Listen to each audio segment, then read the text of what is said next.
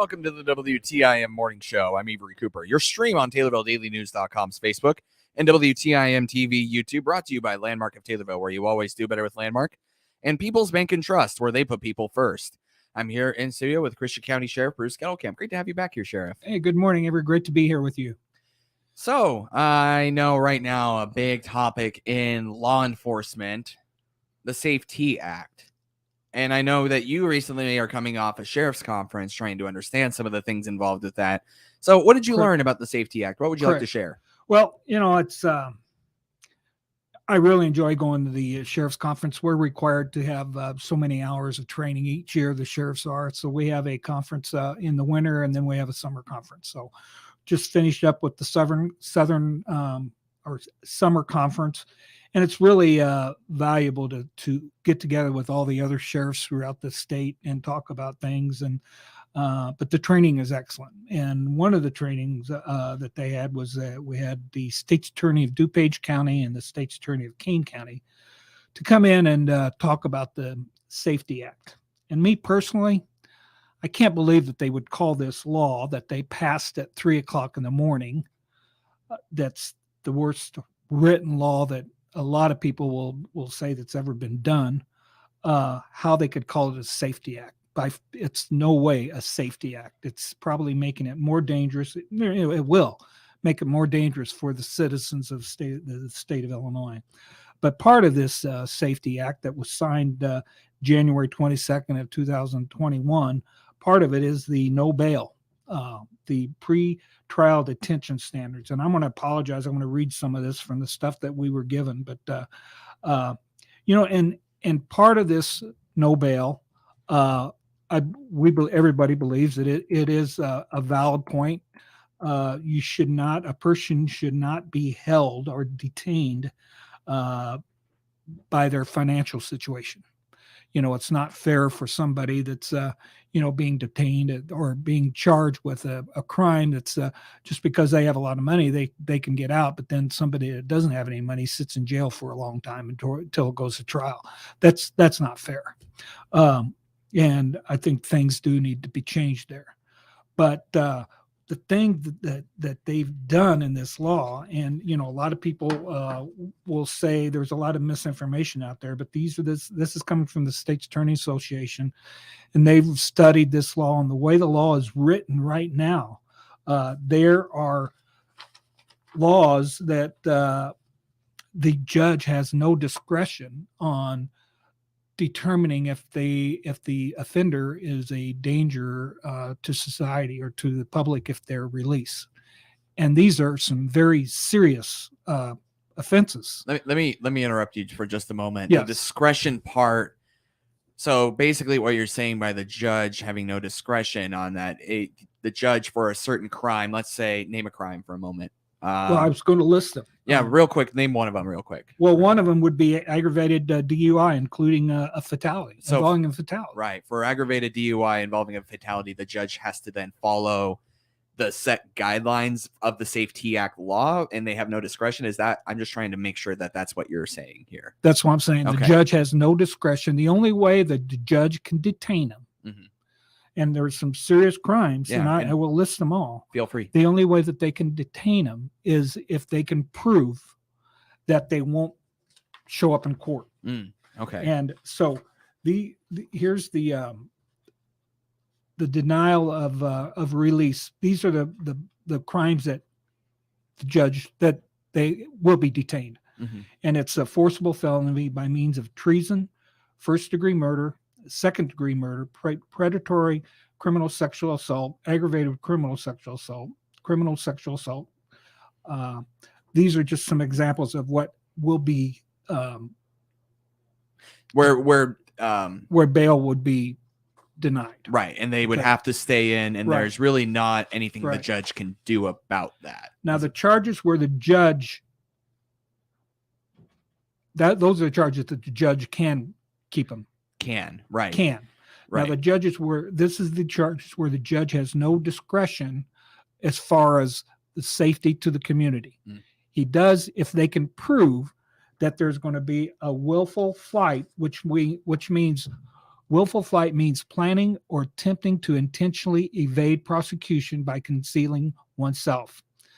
Simply, the past non-appearance in court alone is not evidence for future intent to evade prosecution. That's the only way that these laws that I'm going to mention, that the judge can detain him. But you have to prove that, and that's going to be almost impossible to prove. That standard to prove that someone is a flight risk is pretty high. Right. So these are the charges that the judge does not have a discretion in. Aggravated battery, which includes great bodily harm or permanent disfigurement.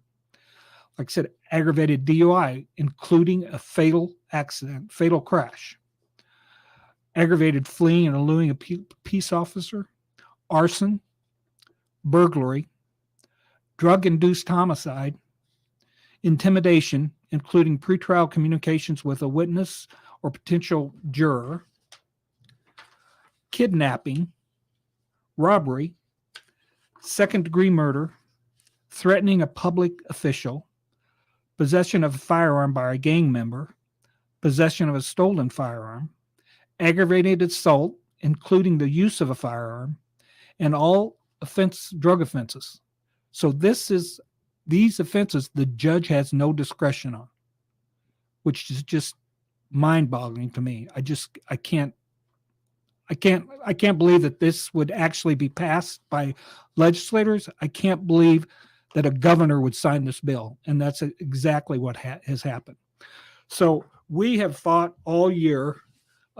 When I say we, the Illinois Sheriff's Association, the Illinois Chiefs of Police Association have fought and fought.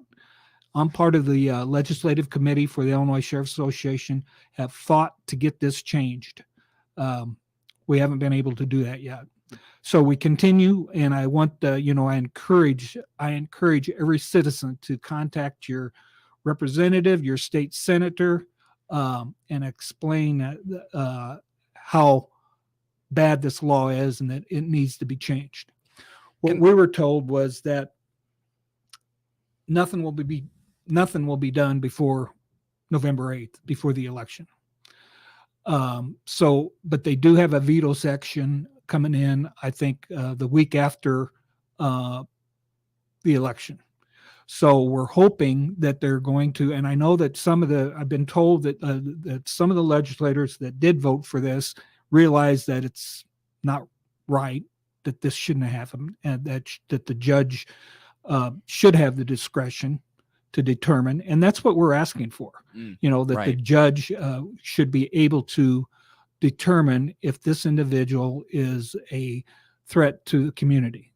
Now, we have, I just can't believe some of these things that, there's a lot of individuals that we have in our jail for delivery of drugs. When they're out there selling drugs, they're destroying our community. They are a danger to our community, and they need to be locked up. I mean, they're destroying people's lives by selling them drugs. So they should definitely be held if we have probable cause and we believe that the individual can be convicted. They should be held until they go to trial. Again, I'm in favor. I guess this New Jersey, the state of New Jersey has done this, the no bail, and it's been very successful over there. But I guess then what's the difference? They give the judges the latitude, the ability to make the decision to determine if the individual is a danger to the community. And right now we are not housing. Excuse me. In our jail, if we could get rid of some other people, I mean, we don't have people that are being held in jail for just minor offenses. They're not. Right. They're serious offenses. Right. If we could release them, if the judge could release them because of our conditions in the jail, he would do that. And that's what we've done. We are not holding anybody in the jail that's on minor offenses. They're being held for major offenses, or they're being held because they haven't showed up to court 4 or 5 times in a row. Right. Or they've committed other crimes while they're out on bail. So It's something that, you know, this is one of the other things that an offense such as distributing the deadly narcotic of fentanyl, you only have to have a very teeny amount, a couple like Right. grains of what salt would be, that it could be deadly. And if we get somebody that's charged with that, the judge cannot detain him right now, the way the law reads. Basically, And they write him a ticket, say show up in court, and right. Well, at the suspect's discretion, they'll show up to court. Yeah. Well, we'll bring him in. We'll arrest him. Mm-hmm. We will bring him in, mm-hmm. And they will be processed, and then they will be released. And then told to show up to court. And yes. Whatever happens beyond that is up to the suspect, essentially. Right. And again, if they failed to show up in court, that's not proof. That's not a flight. They're saying just because they failed to show up 3 or 4 or 5 times in court, that's still not proof to show that they're a flight risk. If I may summarize here for a moment, you expressed your thought about how discrimination based off of your financial situation is wrong. Right. But that's not necessarily what the issue with the Safety Act is. It's the judge not having the discretion or the judgment to be able to determine whether or not that person should be held based on a predetermined category of crimes that the judge basically has to follow, unless there's a flight risk, which is very hard to determine. Right. And again, these are very serious crimes. I mean, right. Very serious crimes. Right. Yeah. So really, I mean, if there's one thing you could do for the Safety Act, if you could just wave a wand, what would be the thing that you could do outside of totally repealing it, just to make it more tolerable? Make the changes like New Jersey did to allow the judge to make the decision if they are a threat or harm to the community if they are released. It should be the judge's discretion. It shouldn't be the legislators that pass these laws that have no clue what it's like to be a victim of a crime or to be dealing with these individuals day in and day out. Is there anything else that you'd like to say about the Safety Act? Again, I just can't stress enough that I think it's very important for the public to reach out to your representatives and to your senators and even the governor's office, how upset they are with this and with the no bail, that the judges should be given the discretion on these charges to determine if the individual is a threat to the community. Let me reintroduce you here. That's Christian County Sheriff Bruce Kettlecamp here on the WTIM Morning Show. More from him after this short break right here on WTIM, your information station. Your stream brought to you by Landmark of Taylorville, where you always do better with Landmark and People's Bank and Trust, where they put people first. WTIM.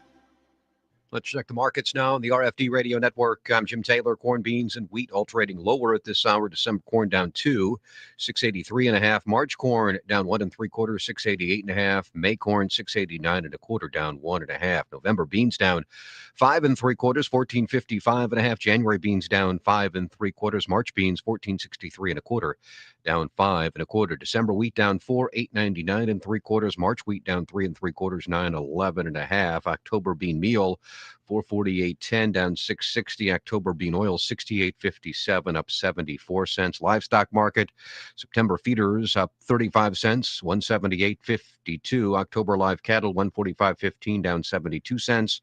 And October lean hogs down 17 cents, 94.25. In the energy market at this hour, November crude oil 84.34. That's up $1.40. Jim Taylor, RFD Radio Network. Kimmerer Village in Assumption, Illinois, has been supporting children and families for over 100 years. Hi, this is Executive Director Shalis Nagel. We can provide residential treatment, foster care services, an on-ground school, equestrian therapy, recreation therapy, and summer camp because of the generosity of people like you across Illinois. Your investment can be as rewarding to you as it is to our children. Go to www.kimmerervillage.org/donate and help make a difference in a child's life. Brian Barnhart here, the voice of the Fighting Illini, inviting Illini Nation to listen for Fighting Illini sports this season on New Country 104.1. From every kickoff during football season to the closing horn of every basketball game, you'll hear them in Christian County and surrounding area on your home for Fighting Illini sports, New Country 104.1. Follow the Orange and Blue and go Illini. Brought to you by Prairie Farms Dairy and Bob Riding's Paint-Up. Even though we don't know what life has in store for our homes or cars, we can still prepare. Introducing the Damage Doesn't Have to Be Too Damaging policy from American Family Insurance. Insure carefully, dream fearlessly. Contact me, Daniel Rizzo, agent at Daniel Rizzo Agency, Inc. at 823 West Spresser Street, Suite 1 in Taylorville, or call 217-562-4433 today. American Family Mutual Insurance Company, SI, and its operating company, 6000 American Parkway, Madison, Wisconsin. Rolling Meadows Senior Living in Taylorville invites you to make their home your home. Become part of the Rolling Meadows family. Applications for residency are now being accepted. Rolling Meadows offers seniors 62 and older a smoke-free facility with round-the-clock maintenance, controlled access, large kitchens with full-size appliances, on-site laundry facilities, complimentary Wi-Fi in common areas, and more. Call 217-287-2450 to schedule an appointment. Rolling Meadows is sponsored by Lutheran Social Services of Illinois and funded through the U.S. Department of Housing and Urban Development and Federal Home Bank of Chicago. Rolling Meadows is an equal housing opportunity provider. Your information station, WTIM. Welcome to the WTIM Morning Show. I'm Avery Cooper. Glad to have you along. Your stream brought to you by People's Bank and Trust, where they put people first, and Landmark of Taylorville, where you always do better with Landmark. So this month, right now actually have Christian County Sheriff Bruce Kettlecamp, but earlier this month, September 4th through September 10th marked National Suicide Prevention Week. So we're going to liken it into National Suicide Prevention Month here in Christian County for a moment here with Sheriff Bruce Kettlecamp. I know that's something that you're paying attention to in the community. I guess what would you like to share in the world of mental health? Well, we always, I always pay attention to the suicide. It's just, it's very sad, and it kind of hits close to home for me too. Is my my step children, their father committed suicide when they were 4 and 5 years old. So we've had to deal with it in our family. But anyhow, it's just it's a very serious situation, and you just have to notice signs, and it's really and that's part of our training that we had this weekend at the sheriff's conference was police officer suicide, and it's very, very high. And so we did a lot of training on that, and I just wanted to talk a little bit about that. Just here in Chicago's a lot different than what we are, but we in Christian County, our officers still see the same things, crimes that go on in Chicago. As far as fatal accidents, we respond to suicide calls ourselves. We deal with tragedy, trauma often, right? And over years of doing that affects the officer. Yeah. And and an officer is supposed to be brave and tough, and it's really hard for an officer to admit or seek help. Mm-hmm. But that's what we're trying to get to tell our officers. It's okay to ask for help. And that's really what we're stressing, and that there is help available. The Chicago PD, just this year, they've already had 5 officers commit suicide. There's been more officers killed by suicide than by shot in the line of duty. And again, the suicide, the mental health issue has been created by these years and years of viewing these trauma. So I want to give the disclaimer: if you are in crisis, call 988. Thank you very much, Sheriff Kettlecamp. Thank you.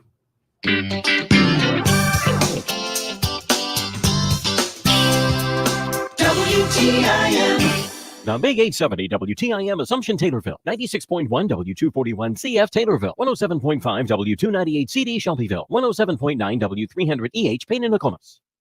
After Vladimir Putin announced a call-up of reservists to fight in Ukraine. Correspondent